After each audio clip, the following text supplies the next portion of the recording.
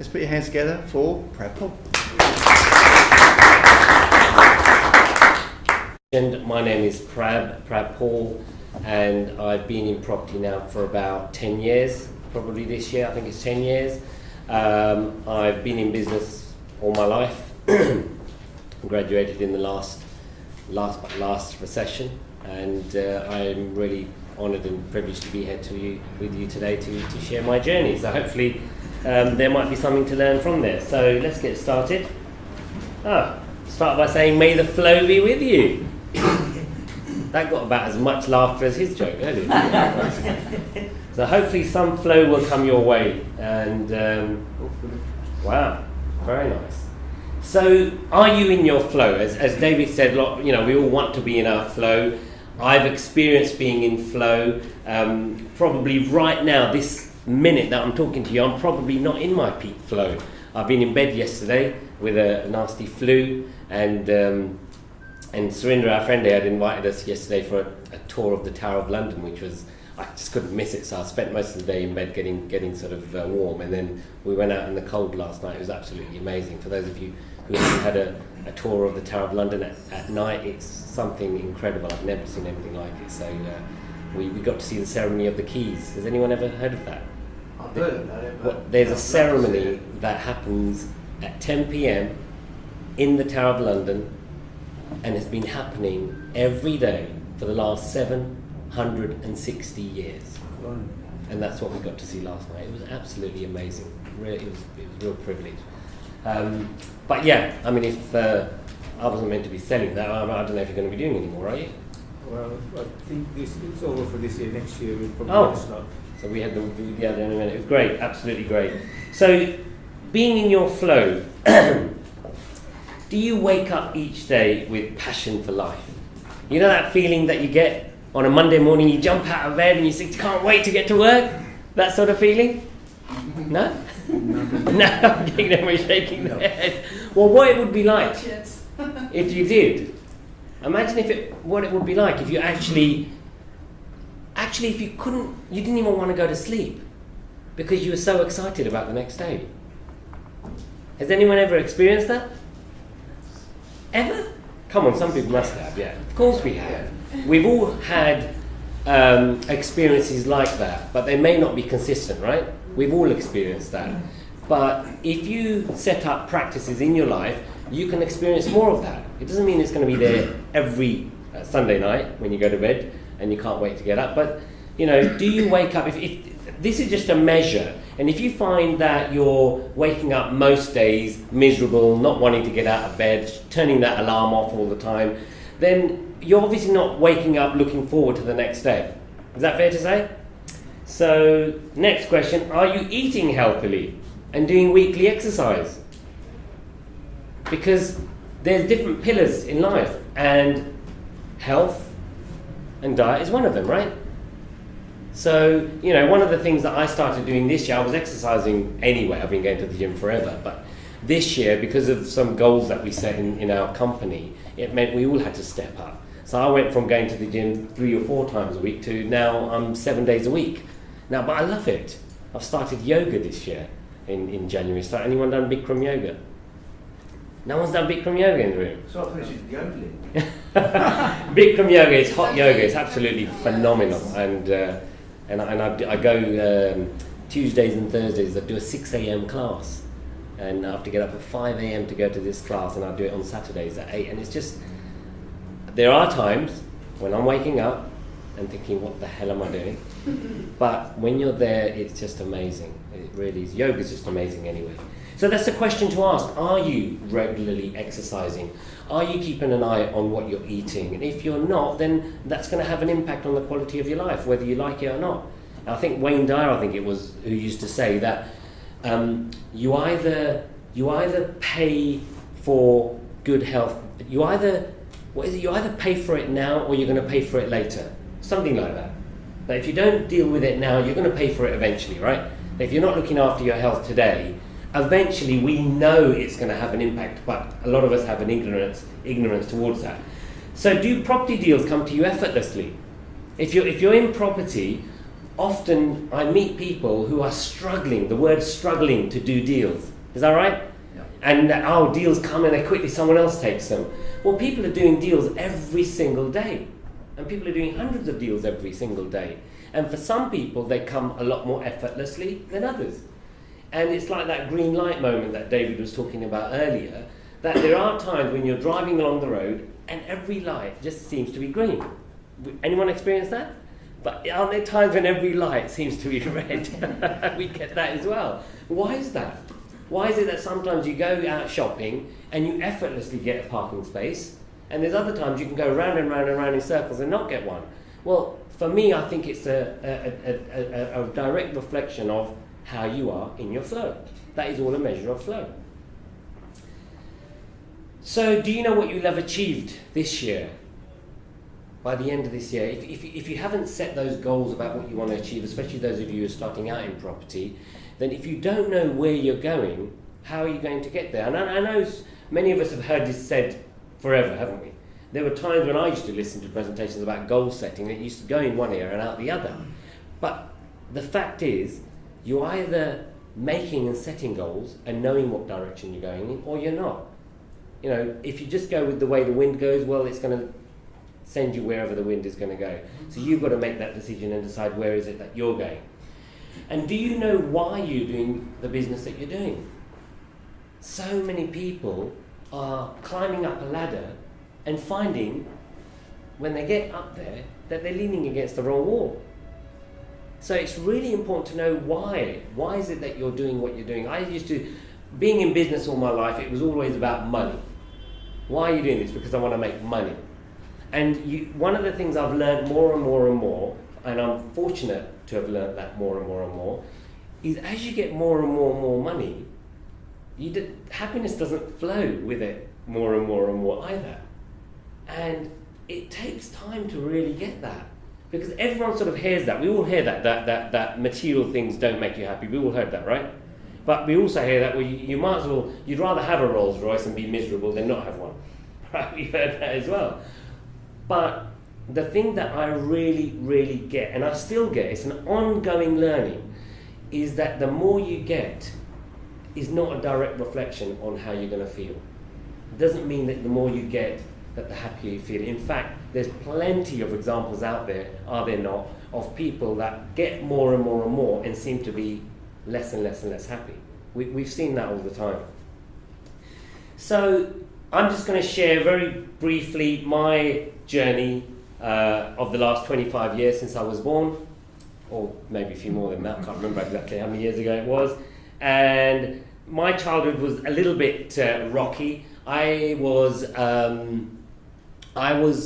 a teenager, or even around the age of 8 or 9 in the days of the skinheads. Who remembers the skinheads? Anyone? I never knew that I'd end up becoming one myself one day, but it was, I experienced a lot of bullying at school, and it was a tough time. I come from a generation where my dad came to this country, I think in 67, and then I was born in 69. And, while we were going to school, we were in that transitional generation of the immigrants who had sort of come into the country. And for a lot of people, we were unwelcome. I mean, I have things to say about the people coming over today, right? We all have opinions about too many people coming in and too many people doing it. Everyone's got an opinion about everything. But I completely understand looking back at why people were confronted by it. But, it was a rocky time for me. And it was a very lonely time for me because... unfortunately, at the age of 10, my mother passed away, and she decided to die on my birthday, on my 10th birthday. Now, for any 10-year-old, that's pretty heavy-duty stuff, right? And 10-year-olds would deal with it, and that was in autopilot. How can you consciously sort of work out why that's happened and what to do with it? So, I went into autopilot, and my autopilot was this: Mr. Independent. So at that sort of age, when the person who's probably the closest to you in your life leaves you unannounced and not sort of telling you why they're going, it made me very independent from a very young age. Now, that held me in very good stead for many, many years, because it meant I became quite, quote unquote, successful quite early on in my life. But it also meant I was quite lonely for much of that time, because it sort of, I went around like this, not trusting people so much. And that sort of reflected not only in my business, because I was a one-man band for many, many, many, many years, far too long than I should have been, and it also reflected in my relationships. So, you know, imagine having a relationship with a woman like that. It's not very easy. So, you know, I went on to university only because I was in that sort of generation and family where you've got to do well at school, go to school, get a good education, and go to university, right? It was more a formality. It's not something I really wanted to do, but I did it. And I graduated in London. I did a degree in accounting and finance, and I graduated in the, not this last recession, the one before, in 91. Some of you will have no doubt remember the 91 recession. Those were the days of 15% interest rates for some. Some of you might be shocked to hear that was even possible, right? And the year I actually graduated, would you believe, at City of London, the year prior, out of about 60 graduates, 45 had secured placements, either as potential chartered accountancy trainees or certified and such like. In our year, 2 graduates had secured a position. During the milk round, you know the milk round when the companies come to the university to recruit, it was really bad. And I was still one of the lucky few because I went out and sought a job myself, and I secured a contract with a firm in Marble Arch called Mill Ross. It was a small, medium-sized firm, 25 partners, and they normally took on about 25 graduates each year. And because of the recession that year, they were only taking on 8. So they reassured those 8, us 8, that your job is secure. And what happened? About 2 weeks before my final exams, I had a letter in the post. And I only remember the first sentence, and it said, due to the worsening economic climate, and they actually cancelled the graduate intake that year and sent a cheque for about 200 and something pounds, which was a week's wages. And I think that really sealed my fate. So I was walking around like that anyway, right? And now this potential employer takes the rug from right under my feet, and I was like, well, you know where to take that. And I've never had a job since. I've been self-employed ever since that day. So I think it was a good thing as much as a bad thing. I've done various businesses over the last 25 odd years since that day. The cars there, because my most recent business was a car showroom up in Leicester, which I still own, and I did that for about 8 years. Prior to that shirt is a manufacturing business that I ran, which is the reason I actually moved to Leicester initially to start the manufacturing business. I used to run a personal development company, which maybe is where, I can't remember where we met, David, where we used to run workshops and do things like firewalks and things like that. But interestingly enough, in my last business, when I was running my showroom, I read the lovely book, Rich Dad Poor Dad, which most of you have probably heard about. And it was on a Saturday afternoon, and I'm reading this book, and basically he's calling me a slave. And that's what effectively I was reading. I mean, I'd been in business all my life, I've always enjoyed what I'd done, and there was this guy saying, well look, if you're trading hours for money, you're effectively a slave. Now we all know that if you're employed, most people don't like being employed. Is that fair to say? Most people don't really like being employed because you're trading your hours for money. You go to work for 8 hours, you get paid for 8 hours.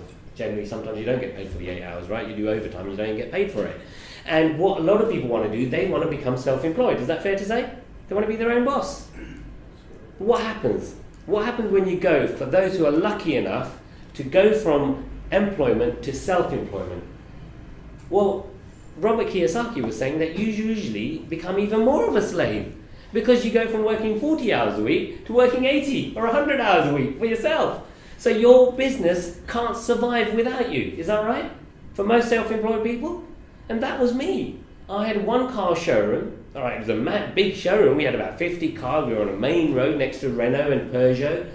And we used to have to sell, I think, about 22 cars a month to break even. We used to have to make £10,000 a month to break even. So it's from the 23rd car that we'd be making a profit. And you had to do that every month.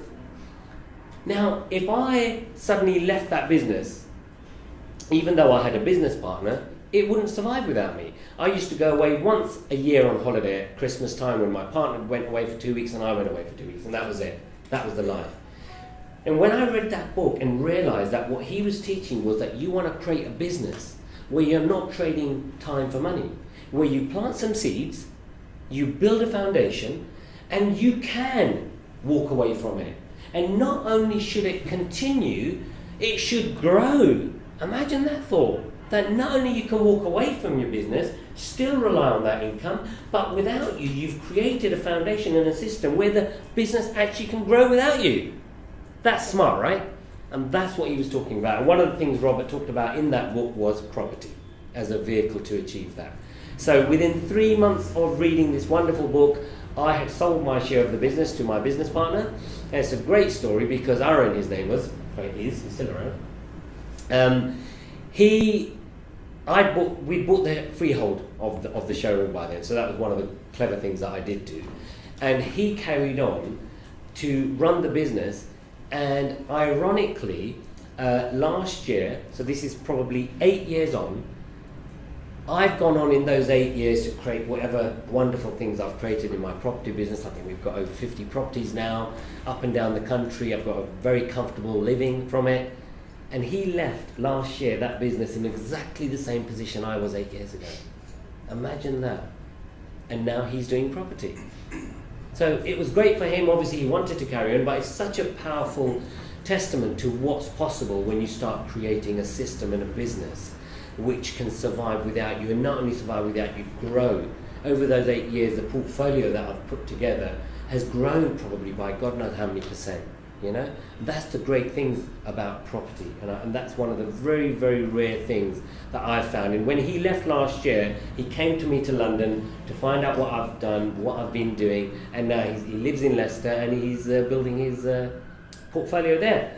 So, marriage, right? That wonderful word, marriage. I got married first time round. And it didn't last very long, unfortunately, because the poor girl was deprived of that love from someone walking around like that. And we're great friends now, and we had a wonderful child together called Rowan, who's 17. He works with me in my business now. Rowan stayed with me since we separated. He's always been with me, and I'm really proud of this young lad that he's come so far. And as of October last year, he's joined our business.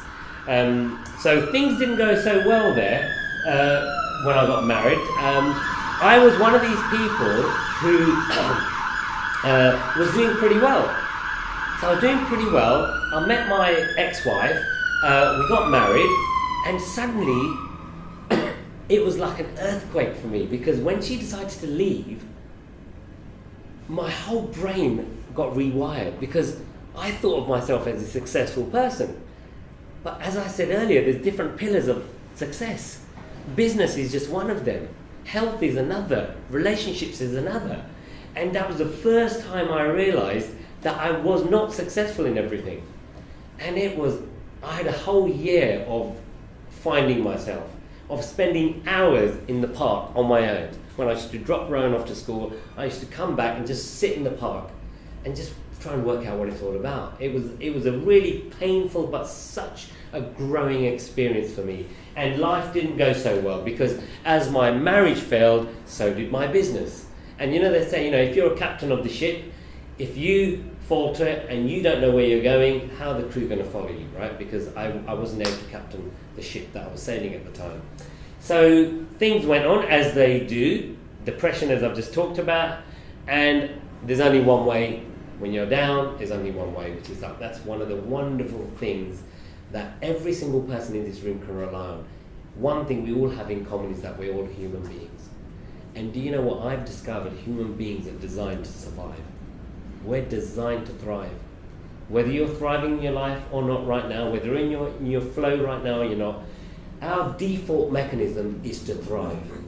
Has anyone ever seen a tree that grows sort of 3/4 of the way and then suddenly decides not to grow its fullest? Anyone met a tree like that? No. In nature thrives, right? And nature thrives. We're part of nature. Human beings are designed to thrive. That's our default mechanism. That's why you get kids when they're little jumping about, bouncing off the walls. The world is their oyster, right? And what happens as they get older? The world becomes smaller and smaller and smaller and smaller, and then they're suddenly in this box as adults, and we walk around like this. But by nature, we're designed to thrive. By nature, we're designed to love each other. We're designed to be great.